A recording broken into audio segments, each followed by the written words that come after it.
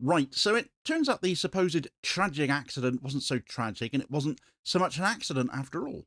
The United States knew exactly what happened to Shireen Abu Akleh, the American-Palestinian journalist killed by Israeli gunfire, apparently, in 2022, because its own investigator told them as much.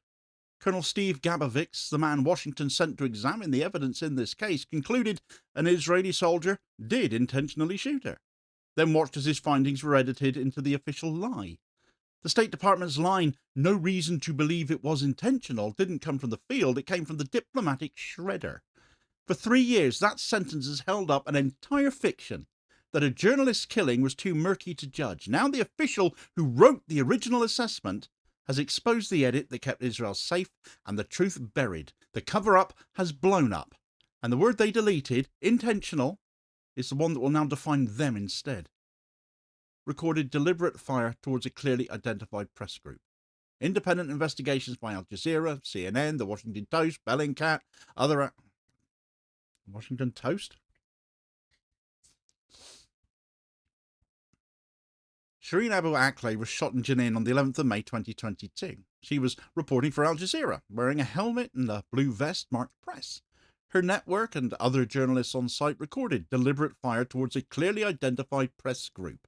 Independent investigations by the likes of Al Jazeera, CNN, Washington Post, Bellingcat, other outlets as well, and several human rights organisations too, all reconstructed the scene, synchronised video, measured the distance and direction of fire, and concluded that Israeli bullets killed her. None found evidence of militants. Shireen Abu Akleh was shot in Jenin on the 11th of May 2022. She was reporting for Al Jazeera, wearing a helmet and a blue vest marked press. Her network and other journalists on site recorded deliberate fire towards a clearly identified press group. Independent investigations by the likes of Al Jazeera, CNN, Washington Post, Bellingcat, other outlets as well, and several human rights organisations too, all reconstructed the scene, synchronised video, measured the distance and direction of fire, and concluded that Israeli bullets killed her. None found evidence of militants shooting towards the journalists at that moment in time. Israel's explanation shifted from blaming Palestinian gunmen to admitting there was a high possibility one of its soldiers fired the fatal shot. But it stopped short of intent, and no criminal case ever followed.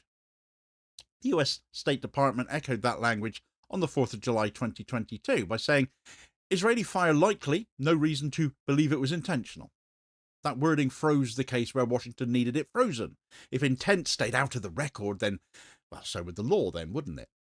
Intent is a dividing line between negligence and a war crime, you see. Proving it is the difference, isn't it? Once Washington declared none, every mechanism of accountability then became optional. Israel's army closed its file. The US avoided an independent inquiry that might prove a little bit tricky. The Department of Justice opened a review that has produced no public findings at all. Israel's leaders said their soldiers would not be interrogated by outsiders. How dare you even propose such a thing?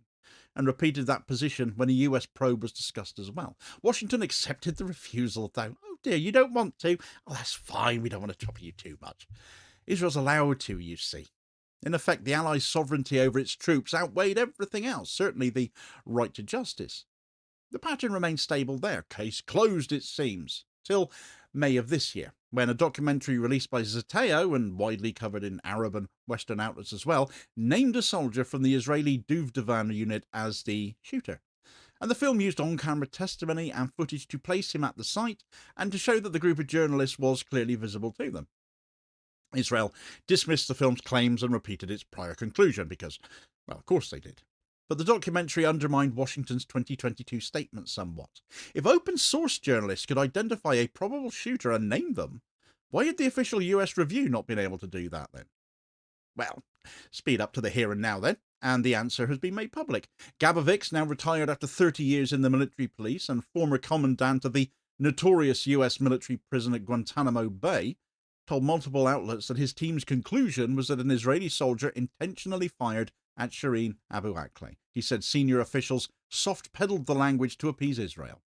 Reporting confirmed that at least 5 current or former US officials who worked on the case shared his view that the shooting was intentional. Those statements directly contradict the State Department's published line. They also explain its wording.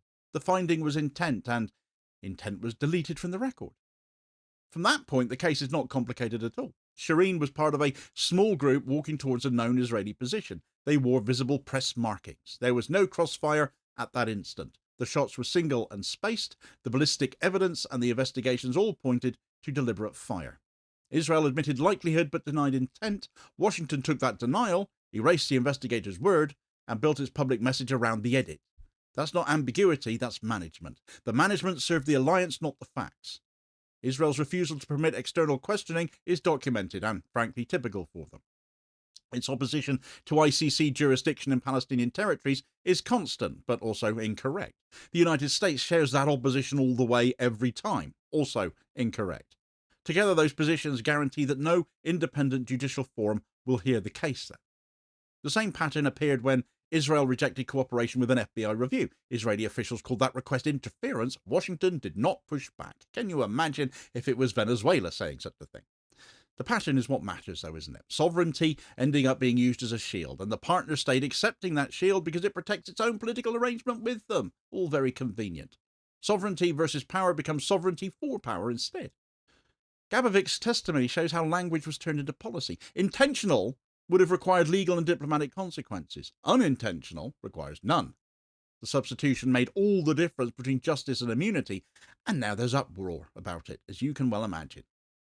The State Department's 2022 statement said its team found no reason to believe the shooting was intentional. Gabavics now says his team found every reason. Total contradiction on the official record, therefore. One of them represents the facts, the other represents politics.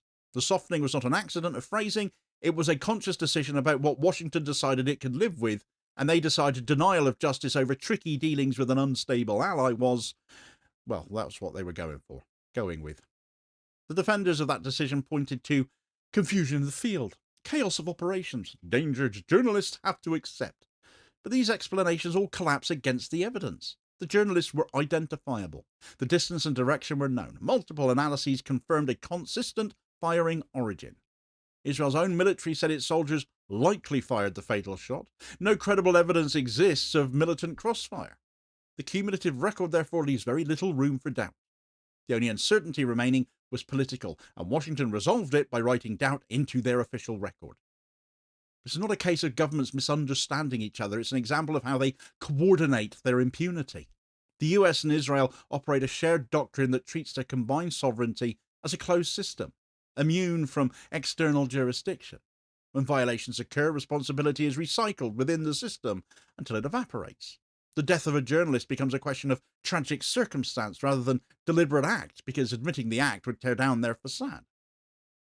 The motive for doing this, if we follow what should have happened to its logical conclusion, becomes all too clear, therefore. Recognizing intent would activate the US War Crimes Act and raise domestic legal obligations. It would demand confrontation with an ally and expose the contradiction between America's stated defense of journalists and its protection of Israel. Shireen Abu Akleh was an American dual national, but that meant nothing compared to ongoing relations with Israel. Frankly, nothing ever seems to matter more, does it? It should be a wake-up call, though, to all Americans that both of their main parties, as proven by this Trump administration and the then Biden administration, are as sold out to Israel as each other. Removing intent removes the trigger for the War Crimes Act. The price is public credibility, and the consequences are structural. Every future US statement about press freedom will now carry the imprint of this case. Governments that kill or jail reporters will cite it as precedent. They will say Washington has no moral standing to lecture anyone. And they'll be right to do that, won't they?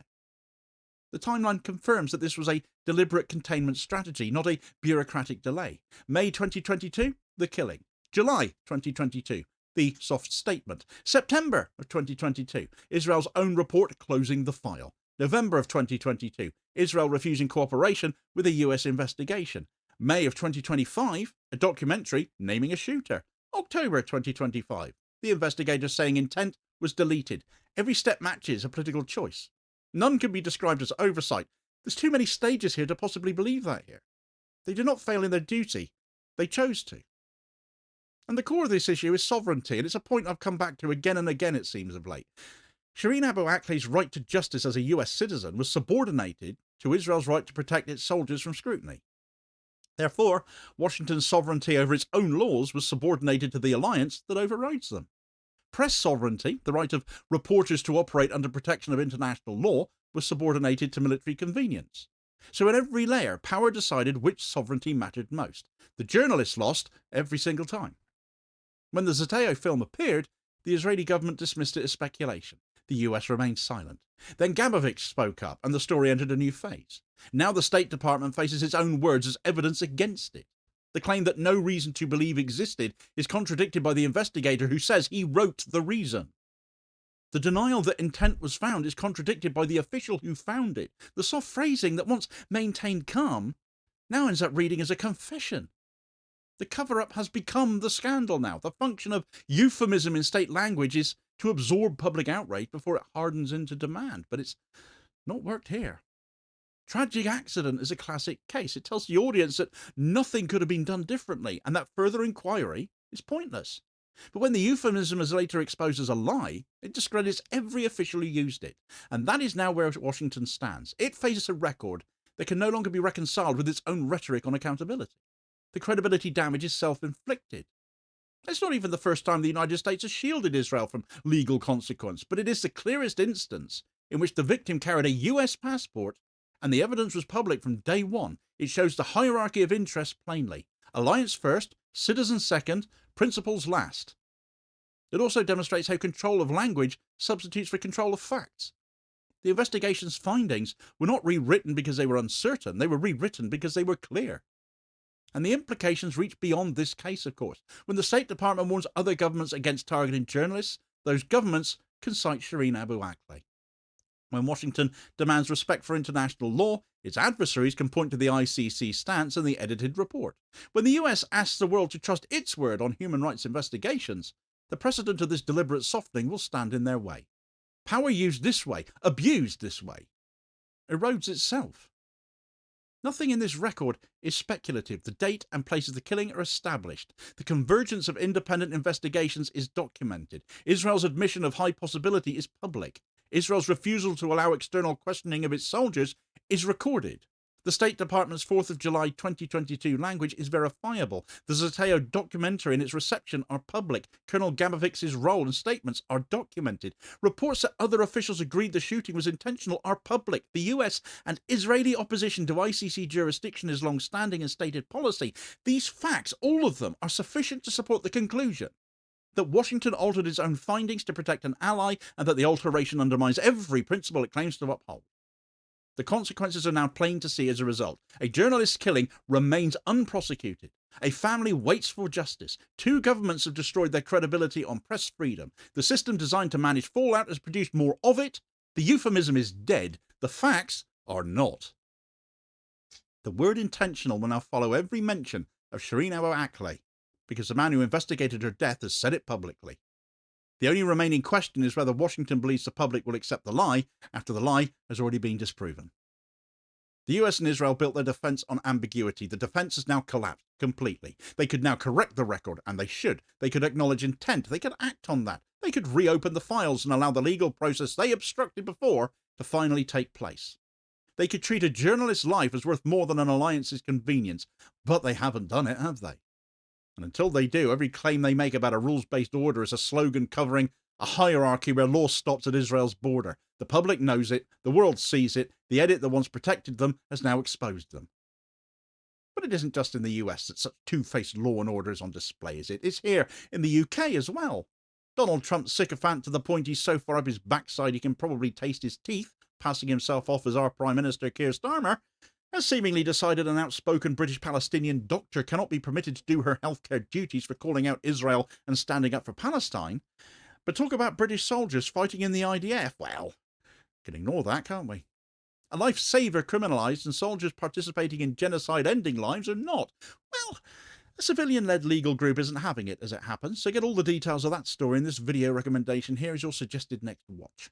Please do also hit like, share and subscribe if you haven't done so already, so as to ensure you don't miss out on all new daily content, as well as spreading the word and helping to support the channel at the same time, which is very much appreciated, holding power to account for ordinary working class people. I'll hopefully catch you on the next vid. Cheers, folks.